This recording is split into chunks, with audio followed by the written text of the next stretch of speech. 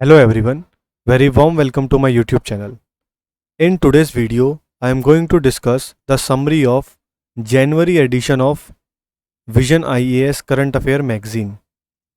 This is one of the best current affair magazine available in the market and also advised by many IAS toppers, CAPF topper and CDS toppers. They usually most of them follow this current affair magazine and this is very reputed one. So this is the summary. This is a summary of Vision IAS January edition, and this video is particularly about the part one is about the polity and governance, and I'm going to bring about all the topics from January till like July, August, to whatever is the date of the civil services exam. Okay, so let's start with the first topic in polity and governance. So the first topic which we have is known as judicial activism. Okay, so the first thing is, what is judicial activism? I hope you know the meaning of word activism. So judicial activism is a judicial philosophy that motivates judges in simple words. If I will tell you, judicial activism means when a judge of high court or the supreme court, he or she tries to bring about change by so moto, like they becomes an activist and compels the authority to act in a certain manner. Okay, they take cases by in so moto cognizance. They try to bring change by themselves, not by, if someone is filing a case, then the case is running on for years and years and then the justice is coming. No, they try to bring justice by themselves only. They try to reach to the powers of the executive and the legislative. So this is judicial activism in simple terms. Let's see the instances of judicial activism in Indian history. Like, the first case is directing the center to create a new policy to handle drought. So this was the case when Supreme Court directed the central government to create a policy to handle drought. And we all know that the policy making thing is the prerogative of central government. Is a prerogative of central government. But in this particular case, the judiciary is advising or directing, not even advising, directing the center to form a policy to handle drought. Okay, and the another instance was reforming the BCCI. BCCI is a private body, but still, when I hope you remember the 2013-14 corruption scam in BCCI in the IPL. So in that case also, judiciary, the Supreme Court, directed to reform the BCCI. They formed the, I think, BN Lodha committee to see the corruption there. Okay, and there is another instance directing the center to set up a bad loans panel. How to handle the bad loans? So center has directed. So Supreme Court has directed this to center also. Okay, but all of these things are contrary to our Article 50, which is in the directive principle of state policy.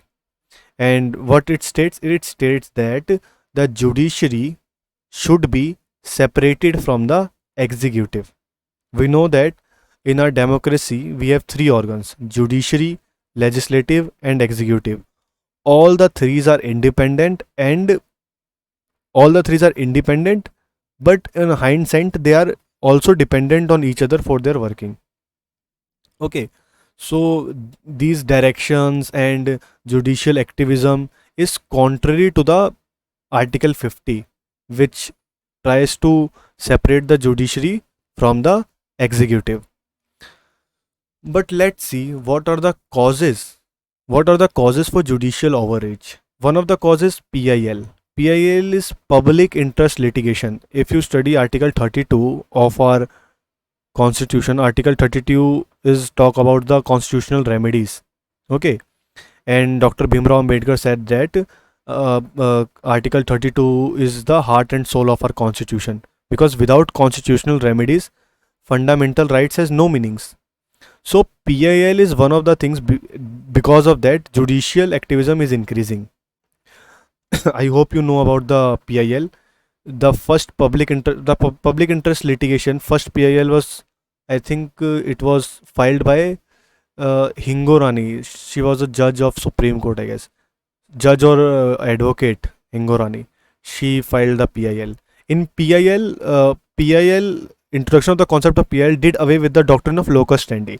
Earlier, the victim was only he or she should approach the court for his or her justice. But now, anyone on their behalf can approach to courts for their justice. Okay, and because of this PIL, public interest litigation, somebody can file a case on behalf of somebody.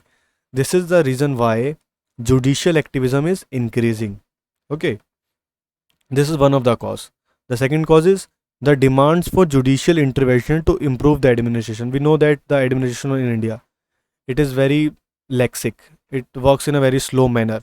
So somehow there is a demand also said that judiciary will do something, judiciary will overcome these problems. Okay, this is the reasons why judiciary judicial activism is increasing. Judiciary is involving more into the working of legislative and executive. But let's see, what are the concerns of judicial overreach. The one of the concerns of judicial overreach is undermining the doctrine of separation of power. The Article 50, it talks about the separation of judiciary from the executive. Okay, they do not want executive and judiciary to interrelated with each other, because judiciary should be independent to give full justice to the people of the country. Okay, to give the full justice, it should be separated from the executive and legislative. But judicial overreach is undermining the doctrine of separation of power. And one more thing, concerns of judicial overreach: threat to the credibility of the judiciary. If judiciary is like overreaching in each and every matter, then its credibility will also will get down.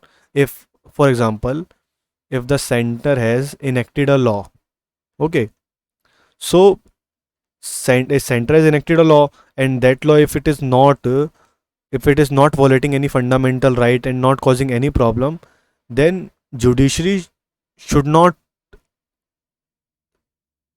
cancel it or prohibit it. Okay, it is the duty of the center only that it can take back the law or it can pass the law from the parliament. Judiciary should not interfere in these matters. Okay, so this was a topic about judicial activism. So the next topic in polity and governance is the regulation of NGOs. Okay, regulation of NGOs. So first of all, what is NGO? NGO is a not-for-profit organization. It is defined by World Bank as a not-for-profit organization. They do not work for profit. That pursue activities to relieve suffering, promote the interests of the poor. They work in for the interests of the poor, and if there is any problem in the society, they try to like reduce that problem. They try to reduce that problem for the and help them. Okay, so recently the MHA, Ministry of Home Affairs, tightened oversight on funds received by NGOs. So Ministry of Home Affairs tightened or stricted some norms for the NGOs, because according to MHA, few NGOs who were taking money from foreign agencies, they were using those funds to change the political discourse in the country. Okay, so donations received in Indian rupees by NGOs from any foreign source, even if that source is located in India, at that time of such donation should be treated as foreign contribution. Okay, this is a very important point. Donation received in Indian rupees by NGOs from any foreign source, even if that source is located in India, at that time of the donation, such a donation should be treated as foreign contribution. Okay, so in India, our NGOs are regulated by two different acts. One is Foreign Contribution Regulation Act, 1999, and another is Foreign Exchange and Management Act. FCRA is under Ministry of Home Affairs. Okay, and Foreign Exchange Management Act is under Ministry of Finance. It is under Ministry of Finance. This is important thing. This is under Ministry of Finance. So from these two laws, NGOs have been regulated in India. Okay. So what are these new rules which is put out by the MHA? The first is prohibition of transfer of funds from one NGO to another. They can't transfer the funds from one NGO to the another NGO. The next point is decrease of administrative expenses through foreign funds from 50% to 20%. So they can't, like, if they are receiving funds in the name of helping the poor people, but what if they are making their own buildings and they are giving huge salaries to their staff? They can't do this right now. Currently they have to reduce that expenses from 50 to 20%. Okay. The next new rule is making Aadhaar mandatory for registration, while in case of a foreigner they must provide a copy of the passport or the OCI, Overseas Citizen of India card for identification. Okay, so Aadhaar is mandatory if it is an Indian person, and if it is a foreigner, then the copy of passport or the OCI card. The next rule is the foreign contribution must be received only in account designated by the bank as FCRA account. In such branch, the state bank. So they cannot receive the funds in their regular bank accounts. They need to register with the government, particularly with Niti Aayog, and they will given a FCRA account in State Bank of India, New Delhi only this branch. Okay, so Niti Aayog has been appointed as a nodal agency. Niti Aayog is the nodal agency. This is an important thing. Niti Aayog is the nodal agency for the purpose of registration and accreditation of NGOs seeking funding from Government of India. Okay, so this was the second topic. I think this is one of the most important topic, regulation of NGOs. The next important thing is regulation of big tech giants. Regulation of big tech giants. What are these big tech giants? Like Facebook, Instagram, Twitter in India, WhatsApp. These are big tech giants. So we have seen in recent times so many hate speech, disinformation, conspiracy theories run on these platforms. Like in the recent one is the 2020 Feb Delhi riots. So many conspiracy, so many hate speech circulated in these big tech giants, but the regulators, there were no regulators for these contents. So that is why government wants to regulate these hate speeches, and they want to delete these hate speeches and disinformation from these platforms. Okay, so Indian government also came with there is one more thing, equalization levy. Equalization levy is tax. Indian government tax these big tech giants because they put up ads on their platform. If you open Facebook, you will see a ad of a cloth or any ad. So these Facebook or Instagram or WhatsApp or Twitter, they take the money from those AdSense, but they do not use to pay to the government. Then government came up with this equalization levy. Indian government also came with equalization levy to tax digital transaction and online advertisement by non-resident companies. Okay, one more important thing, section 79 second of the IT Act 2000 currently exempts online intermediaries from liability for any third party content shared on their platform. So what does it mean? For example, if you have posted a Facebook post against any minister or for say against the government, sorry, so these Facebook or WhatsApp, they are not liable for your act.